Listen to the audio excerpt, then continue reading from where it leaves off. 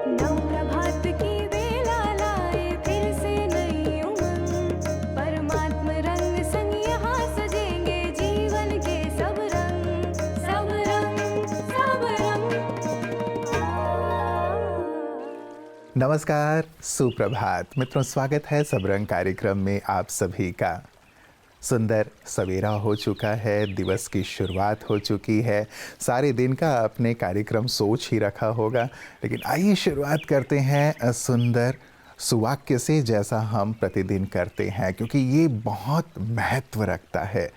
एक विचार पूरे जीवन को ही बदल देता है। एक विचार पूरे दिन हमारे अंदर उत्साह बनाए रखता है। एक विचार पूरे दिन हमें खुशहाल रखता है। और यही कारण है कि हम भी शुरुआत सुंदर सुवाक्य से करते हैं। तो आइए सुनते हैं आज का सुंदर सुवाक्य।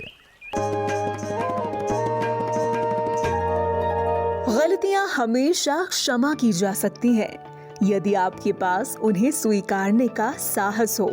Bruce Lee. बिल्कुल सही बात है ये, जो हमें जिंदगी में पक्की कर लेनी चाहिए। अब इंसान है, कोई भगवान तो है नहीं जो गलतियां नहीं होंगी हमसे। गलतियां करना गलत नहीं है, बल्कि अपनी गलती को अस्वीकार करते हुए उसे ना सुधारना गलत है। और हर गलती की माफी है, यदि आप उसे स्वीकार कर सुधारने का साहस रखते हैं। परमपिता परमात्मा शिव भी कहते हैं कि महान वही बन सकता है जो एक बार की हुई गलती दोबारा ना दोहराए।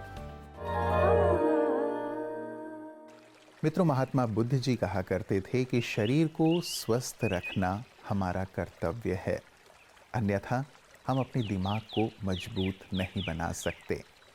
सचमुच कितना सुंदर सा उनका कथन है। शरीर स्वस्थ नहीं तो दिमाग भी सही तरीके से कार्य नहीं करेगा। बुद्धि ही तो है जिसके माध्यम से हम निर्णय करते हैं प्रतिदिन के अपने कार्यों की, चाहे वो बड़े निर्णय हों या छोटे निर्णय।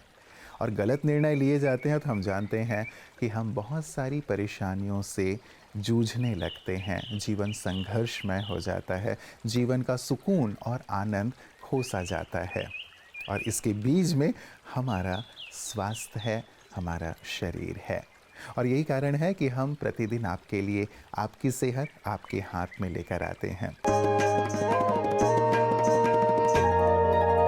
नमस्कार साथियों, इस कोविड महामारी के 2 साल हम सब ने देखे और हमने पाया कि स्वास्थ्य सुविधाएं जो कि बहुत अच्छी थी डेवलप्ड कंट्रीज, यूएस, यूके जैसी कंट्रीज में, इसके बावजूद ऐसा देखा गया कि वो भी नाकाफ़ी रही। हम जितने भी, जैसे भारत में 135 करोड़ लोग रहते हैं और अभी तो हमको जागने की आवश्यकता है। भले हमारे पास 10 करोड़ डॉक्टर भी हों, वो भी कम है। हम में से हर एक को डॉक्टर बनने की आवश्यकता है, क्योंकि हेल्दी शब्द 2 शब्दों से बना है, हील प्लस दाई, हील दाई सेल्फ। अर्थात इस सारे प्लेनेट में एक ही व्यक्ति है जो आपको हेल्दी बना सकता है, स्वस्थ बना सकता है, वो सिर्फ आप हैं। डॉक्टर्स आपको गाइड कर सकते हैं, आपके पेरेंट्स, आपके रिश्तेदार आपकी मदद कर सकते हैं, और भगवान आपकी 1000 गुना मदद कर सकता है। इसलिए दोस्तों, आपको जागना होगा, हमको जागना होगा। अपने आप को खुद, अपनी हेल्थ के बारे में अवेयरनेस हमें होनी चाहिए। कैसे हम अपने आप को हेल्दी बना सकते हैं, अपनी इम्यूनिटी को बढ़ा सकते हैं, क्योंकि इम्यूनिटी हमें हर तरह की इन्फेक्शन से, हर तरह की बीमारी से, चाहे वो हार्ट की बीमारी हो, डायबिटीज़ हो, कैंसर हो, हर चीज़ से मुक्ति पाने में सहायक है।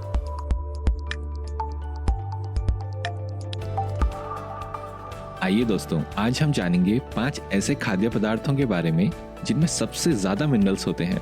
सबसे पहला है पत्तेदार सब्जियां, जैसे पत्ता गोभी, फूल गोभी, मूली, सलजम और पालक। दूसरा है बीन्स, इसमें calcium, magnesium, iron, phosphorus, potassium, manganese, copper और जिंक जैसे मिनरल्स भरपूर होते हैं। तीसरा है स्टार्च वाली सब्जियां, जैसे आलू और शकरकंद में सारे मुख्य मिनरल्स होते हैं। चौथा है ट्रॉपिकल फल, जैसे केले, आम, अमरूद, कटहल और अनानास। पांचवा है मेवे और बीज, जैसे बादाम, अखरोट, मूंगफली, पिस्ता और कद्दू के बीज। तो ये थे मिनरल से भरपूर आहार।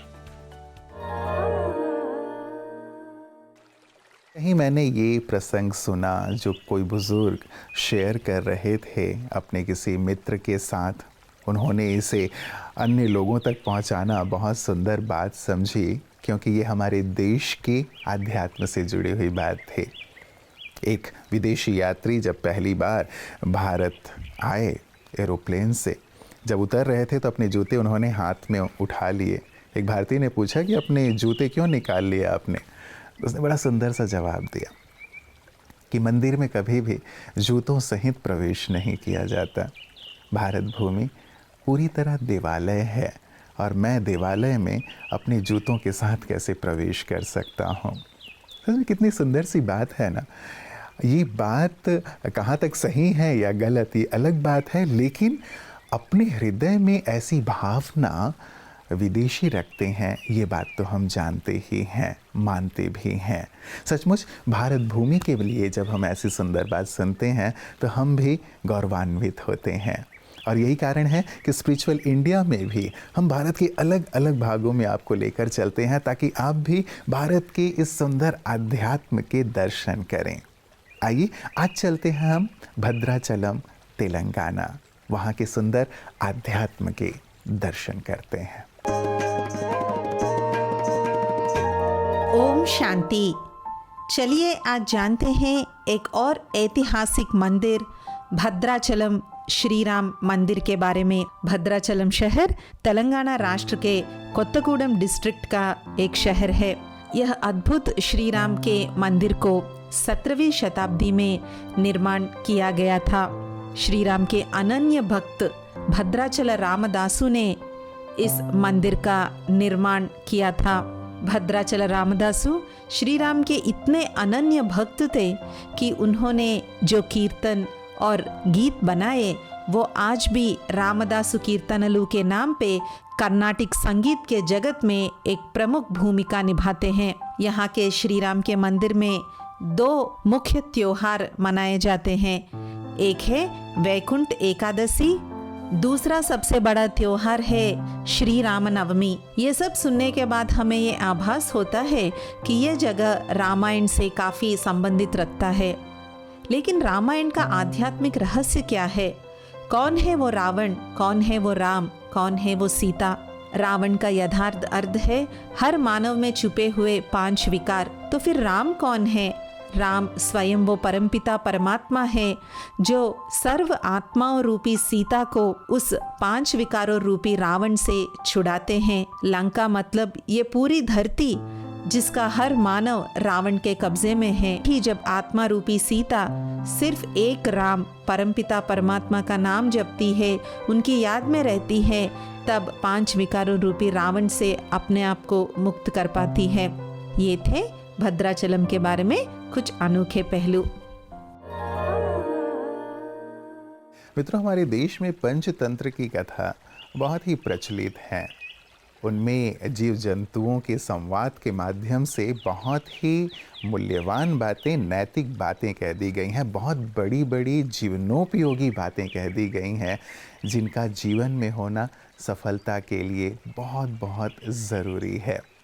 ऐसी बहुत बड़ी बड़ी बातें बहुत हल्के रूप में, सहज रूप में, गुदगुदाते हुए अंदाज में हमारे बीच लेकर आते हैं प्रतिदिन प्रोफेसर राजीव शर्मा जी। आइए आज देखते हैं कि वो हमसे क्या कहने जा रहे हैं, ज़रा ये भी सुनिए। सभी दर्शकों को प्रोफेसर राजीव शर्मा का नमस्कार। बहनों और भाइयों, एक बार सम्राट अकबर ने बीरबल से पूछा कि बीरबल ये बताओ, मेरी हथेली पर बाल क्यों नहीं है? तो बीरबल ने जवाब दिया कि जहां पनाह आप दान बहुत देते हैं, इसलिए आपकी हथेली पर बाल नहीं है। अकबर ने दूसरा प्रश्न किया, तुम्हारी हथेली पर भी तो बाल नहीं है बीरबल। तो बीरबल ने कहा, जहां पनाह आप दान देते हैं तो मैं दान लेता हूं, तो मेरी हथेली पर दान लेने के कारण बाल नहीं है। सम्राट अकबर ने तीसरा प्रश्न किया कि इस मंत्रिमंडल में जितने सभासद बैठे हैं उनकी हथेली पर भी तो बाल नहीं है।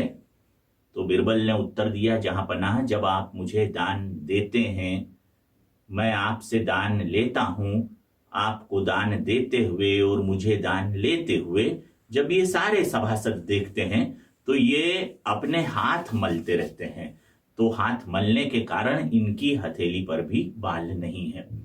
बहनों और भाइयों, हमें जिंदगी में 3 तरह के लोग मिलते हैं। एक वो जो अच्छाई देते हैं, दूसरे वे जो अच्छाई लेते हैं, मगर तीसरे वे होते हैं जो न अच्छाई देते हैं न अच्छाई लेते हैं। वो अच्छाई देने और लेने वालों की ईर्ष्या से ग्रसित होकर आलोचना करते रहते हैं। इन तीसरे तरह के लोगों को पहचानिए और अपने आप को सकारात्मक आलम में रखिए। नमस्कार। मित्रों, अपने लिए तो सभी जीते हैं, अपने परिवार के लिए सभी जीते हैं।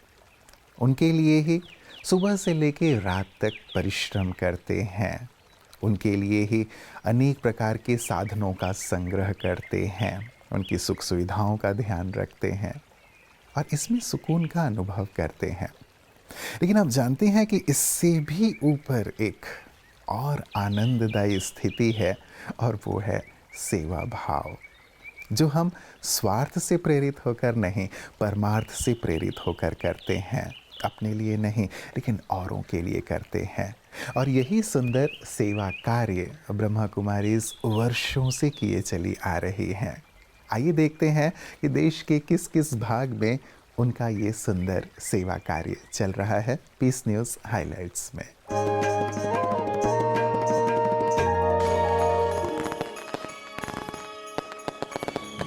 lot of safety and lot of happiness. Have a wonderful year 2022. So what I would implore you to do is to really just be in silence for the beginning of the year. Try to focus and concentrate and reevaluate where you are and how you can change things for yourself. Happy New Year from Africa. Create new thoughts and new wishes for the self, of course the Brahmin family and the world. So Happy New Year 2022. Wishing you all a very happy new year from Australia. All the oceans surrounding this beautiful country of Canada, wishing you a beautiful year. May this new year be a year full of hope and possibilities. May we heal our relationship with others and the planet. May we always give and receive good wishes. May the light of God bring peace and happiness to our lives. Brahma Kumaris in Spain wishes you a happy holiday season. And a bright 2022. Happy New Year. Feliz Año Nuevo. Warm wishes for the new year in 2022, and may this year be the best of all.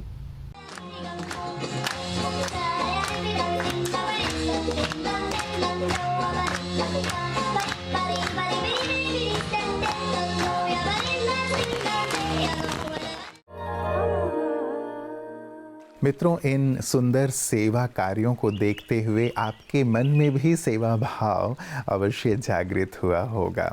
सचमुच सेवा मेवा देने वाला है। जब हम औरों के लिए कुछ करते हैं, निस्वार्थ भाव से करते हैं, कल्याण के भाव से करते हैं, किसी की मदद करते हैं, चलिए हम कुछ अन्न, वस्त्र या धन नहीं भी देते हैं तो भी एक सेवा आज अवश्य करें। और वो सेवा है वाणी के द्वारा दूसरों को प्रोत्साहित करना, वाणी के द्वारा दूसरों के जो गुण हैं उनका वर्णन करना, उन्हें आगे बढ़ाना। यदि कोई निराश हो गया है, हतोत्साहित हो गया है, कहीं जूझ रहा है, बिखर रहा है, उसे संवारिए, उसे निखारिए, उसे आथत दीजिए, उसे बल दीजिए। ये भी एक बहुत बड़ी सेवा का कार्य है। फिर आप देखें उनके दिल से जो दुआएं निकलती हैं, उन्हें जो संबल प्राप्त होता है, वो सचमुच आपको बहुत सुकून देता है, शांति देता है। ये भी तो वास्तव में सेवा है। तो आइए आज इस छोटे से सेवा कार्य को करके देखें कि हमें कैसा महसूस होता है, और फिर ज़रूर अपने अनुभव हमारे साथ साझा कीजिएगा। मुझे पूर्ण विश्वास है कि आपको ये परम आनंद प्रदान करेगा, और इन्हीं सुंदर सुंदर बातों से ही तो जीवन खूबसूरत बनता है, सभी रंगों का हमारे जीवन में समावेश होता चलता है। तो अपना ख्याल रखिएगा, कल पुनः इसी वक्त आप सबसे मुलाकात होगी। नमस्कार, ओम शांति।